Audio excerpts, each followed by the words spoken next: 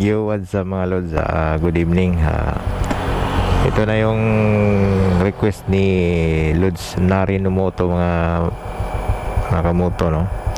I-try natin tong GoPro Hero 4 server natin sa panggabi naman na video resolution sa settings 1080p 24 fps mga boss, mga lods, mga kamoto. Naka off yung kwan, yung ganyang low light ng kamoto. Medyo madilim yung kalsada mga kamoto, wala masyadong ilaw, no?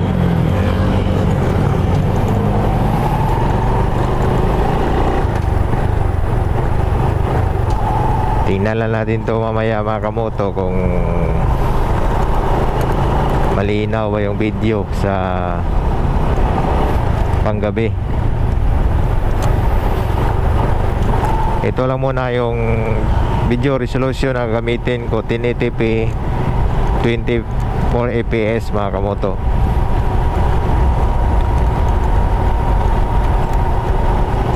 Alright,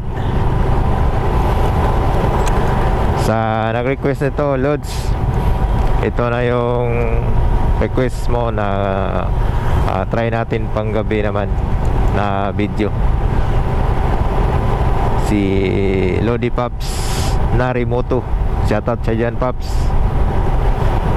Medyo natagalan tayo mga kamoto nag review test nito sa panggabi kasi busy kasi tayo. Kaya ngayon ko lang to na test.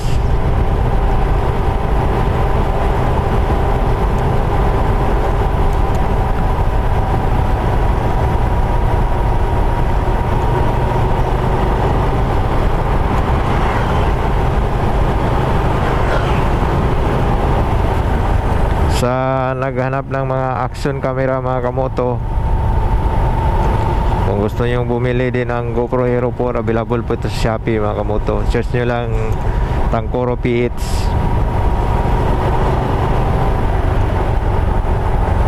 Marami dyan sa Shopee.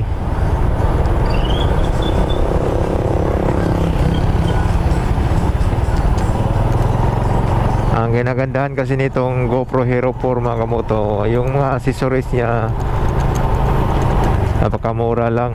Yung mic adapter 132 lang yung mic adapter, may kasama ng mic. Yung mga case niya sobrang mura. Like sa GoPro Hero 5, napakamahal kasi yun mga kamoto. Para ka ding bumili ng isang action camera ng price ng mic adapter. Mic adapter pa lang yung wala mga kamoto, hindi pa kasama yung kanyang mic. Mic adapter lang 3,000 na. Yung mic nasa kung magandang yung mic bibilin mo, nasa mga 800 to 900 mga kamoto. Pag generic lang yung walang mga kamoto, may tag 300 pero hindi maganda yung audio.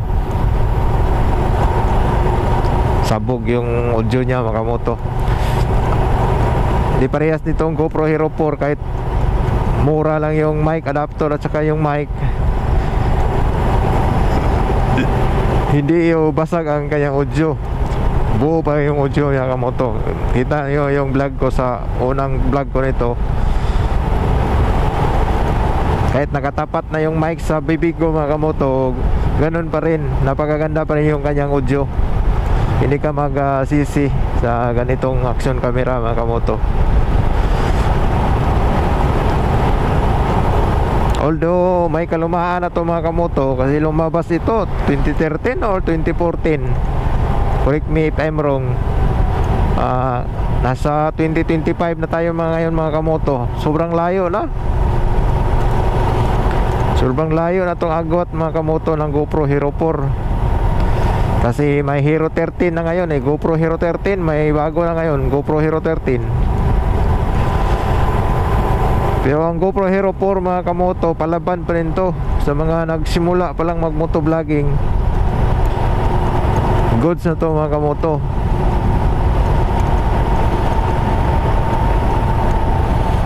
Tingin ko sa GoPro Hero 5 at sa kaning ganito, parang same lang sila ng video quality.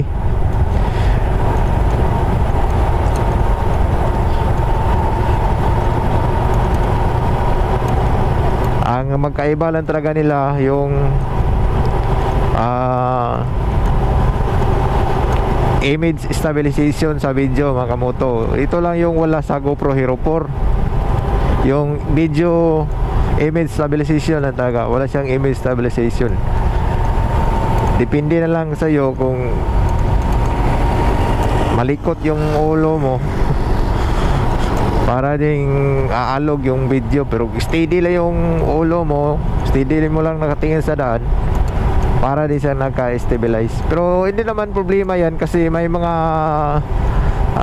video editor na mga yun na may image stabilization. Pwede naman yang i-stabilize yung video mo, kaya naman i-stabilize. Pero hindi na problema yan mga kamoto, kaya goods na rin to. Sa mga bagong subscribers, mga supporters ko dyan, maraming salamat po sa inyong suporta mga kamoto ha.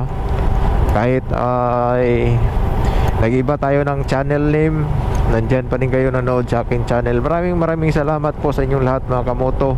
Alright mga kamoto, hanggang dito lang tapusin ang ating vlog, no? Ating night rides review sa ating GoPro Hero 4 mga kamoto. Kasi dito sobrang dilim na dito mga kamoto, wala nang ilaw. Okay, ride safe po tayong lahat. This is Z Moto. Ride safe po. Peace out.